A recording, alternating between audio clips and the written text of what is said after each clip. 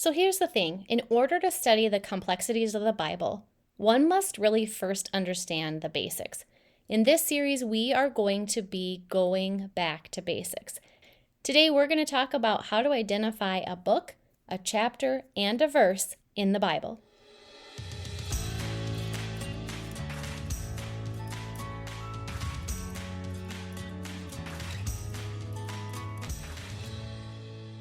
Now, if you grew up in the church, you may not know any different. You may be very accustomed to just hearing a book or a verse or a chapter thrown out there and automatically knowing where to go, where to find it. And you may be very accustomed to hearing people just rattle off things like, turn to John 3:16.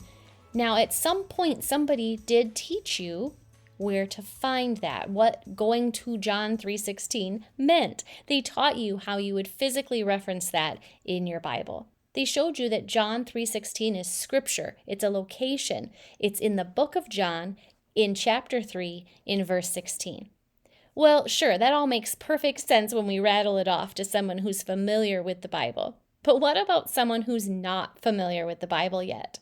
If you say to them John 3:16 is the most quoted verse in the Bible, well, sure, that's great, but it doesn't really mean much to them unless one of two things is true. One, you're going to sit down right there with them and recite John 3:16 in that moment, literally saying to them, John 3:16 is the most quoted verse in the Bible, and it states, "For God so loved the world, that he gave his one and only Son, that whoever believes in him shall not perish, but have eternal life." So that's a really great option, but an even better option would be option 2. And before I share that, let me just ask you a quick question. Have you heard the saying, give a man a fish and he'll eat for a day, but teach a man to fish and he'll eat for a lifetime? Well, the same is really true for the second option here, which would be to actually sit down with them in that moment, Bible in hand, and physically show them where they would find the book of John, and within the book of John, where they would find chapter 3, and then within chapter 3, where they would find verse 16 to locate and review the scripture that's located at John 3:16. Rattling off a scripture location isn't helpful. It might feel like it in the moment. It might feel like you're arming them with something that really is going to be helpful, that they can really sit in and resonate with. But the reality is that only works if the person you're sharing that information knows what to do with that information. So if you're rattling off scripture to somebody who's unsure what to go and do with that, it's really a lot like giving somebody directions in a foreign language and then walking away from them. You may think that you've been helpful, but if they don't understand how to use the information that you've provided, it's not going to help them on their journey. So that is what we're going to talk about today. We're going to walk through some very tactical ways that you can get very comfortable in locating a book of the Bible, a chapter within that book, and a verse within that chapter. But first, real quick, I'm going to share this fun fact. So the manuscripts that created what we now call the Bible were originally written in Hebrew, Aramaic, and Greek. And the texts that were written, they were a continuous scroll. They didn't have any separation or division for chapters and verses. But somewhere between the 13th and 16th centuries, chapters and verses were added with the purpose of really helping readers find specific passages with more ease. So with the rest of our time together today, I really want to take some time to work together to locate some pieces of scripture in the Bible, to really actually physically open our Bibles and take a look and make sure that everybody that can hear my voice right now that isn't sure how to do this today leaves this episode feeling confident that they can locate a book, a chapter, and a verse within the Bible. So if you are driving or doing something where you are not able to sit down and physically look at your Bible, pause this episode right now and come back. Come back when you have time to actually sit with your Bible and walk through this next exercise together. Okay, so pause the episode here, grab your Bible, come right back. All right, friends, here we go. With Bible in hand, let's first open up and look at the table of contents, which is going to provide you with a list of all of the books within the Bible. Within the Old Testament, there's a list of books, and within the New Testament, there's a list of books. But in our example, we were talking about the scripture located in John 3:16. In your table of contents, look for the book of John. Now, this is a really great time for those of you new to scripture. Oh, listen up. This is a really important piece. So when you get to the table of contents, you're going to see that there are a couple of references to John. So there is a book of John, as well as a book of 1 John, a book of 2 John, and a book of 3 John. You're just looking for plain old John for our exercise at the moment.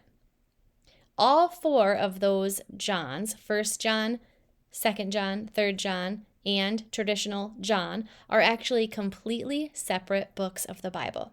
Let me further explain with an example.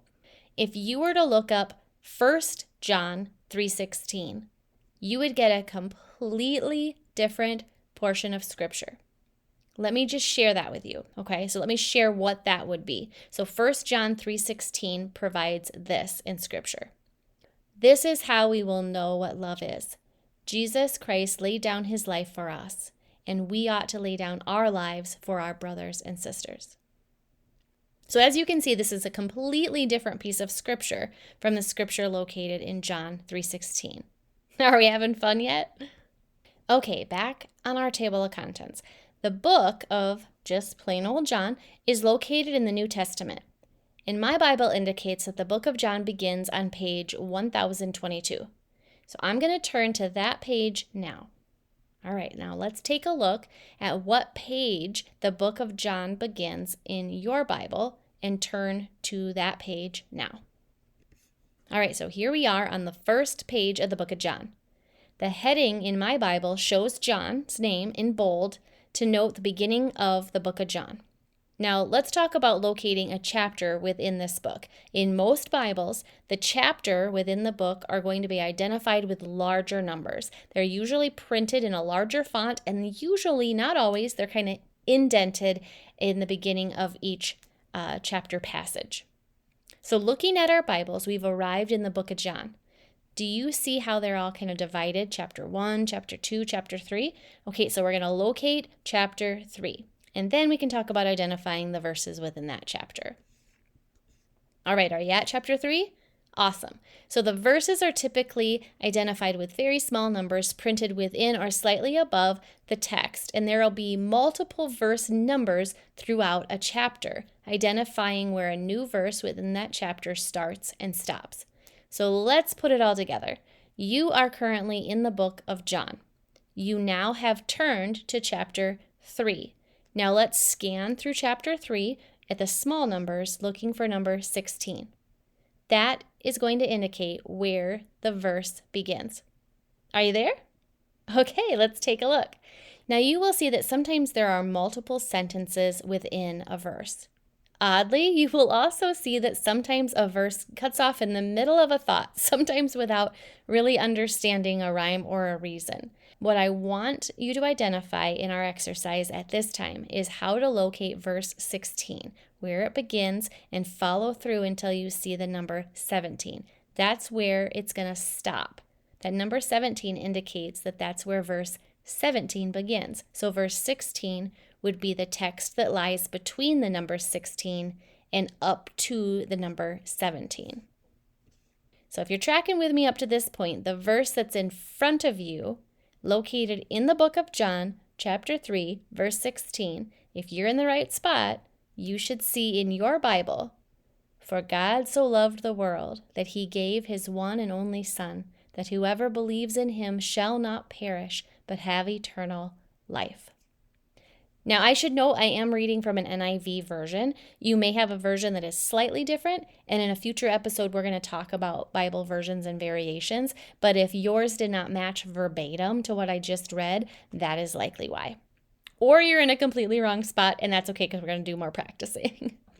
Let's talk about what this looks like in print, because you're currently hearing me saying all of this audibly, John 3:16. But what if you were to read this in print? I want you to be able to identify that as well. So in print, this would look like the word John, and then the number 3, and then a colon, and then the number 16. So John 3:16. Now, the book of the Bible is always going to be in text, so like the word John. And then the chapter and the verse are going to be numeric, and they're going to be separated by a colon. So the chapter is noted first, followed by the colon, and then the verse represented in a number. So this seems like a really good time also to note that often in Scripture, you'll see it noted with a series of verses. For example, John 3:16 through 21. In print, this would look like John 3:16 and then a dash and then 21.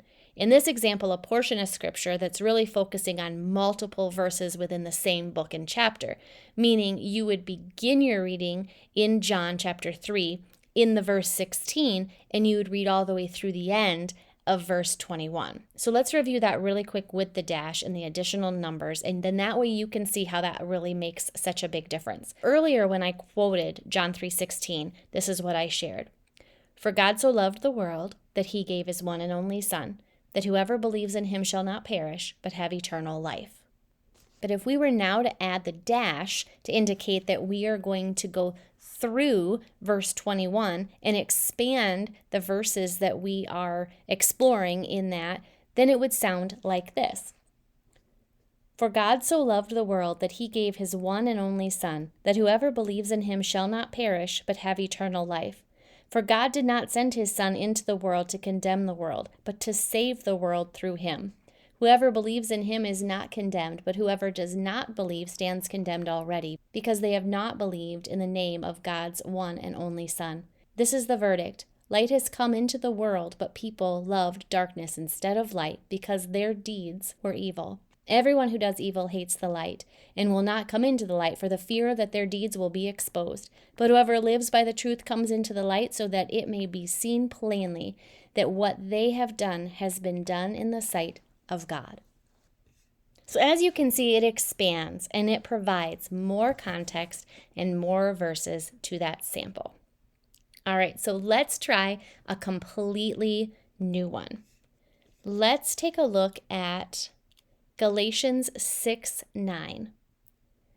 All right, so again, I'm saying that audibly. If you were to see that in print, it would look like Galatians 6:9. So there's a couple of ways that we can do this. We can go to the table of contents like we did with the example of John, or if you have tabs indicated on your Bible, then you can go to the tabs to indicate where a book of the Bible begins, if you have those labels or tabs indents. Or you can flip through the Bible and look at the very top of the pages for the book of Galatians. Every page within a book is going to have the name of the book of the Bible printed at the very top. So that's another way that you can thumb through if you would like to do it that way. However it is that you want to arrive in the book of Galatians, you go for it. But for those of you that are very new to this, I suggest going to the table of contents, locating the book of Galatians, which is in the New Testament, view what page the book of Galatians begins. For my Bible, that happens to be page 1122. So my version of the Bible, my table of contents indicates that Galatians begins on page 1122. So I'm going to turn to that page right now. All right, so now I am on the very first page of the book of Galatians. Once you've arrived here, what I want you to do is I want you to find chapter 6. So we're looking for the large numbers that indicate the chapters. And I see Galatians 1, 2, and 3. For me, then I have to turn the page to see Galatians 4 and 5. And here now I've arrived at Galatians 6. Okay, so now I'm going to peruse through chapter 6 until I'm looking at the small numbers now, indicating the verses. And I'm following along with my finger until I arrive at the number 9. That is where our verse is going to be located. So here we are. Here we go. We're in the book of Galatians. We're in chapter 6, big number 6, and we're at little number 9. And that is where we are going to find Galatians 6:9. Okay? Book of Galatians, chapter 6, verse 9. And this is how it reads. Let us not become weary in doing good, for at the proper time we will reap a harvest if we don't give up. All right, how did you do? Did you match me? When you heard me reading the verse, did it match up with where you landed as well? Awesome. Do we have time for one more? Let's do one more. Let's pick a good one here. Let's see.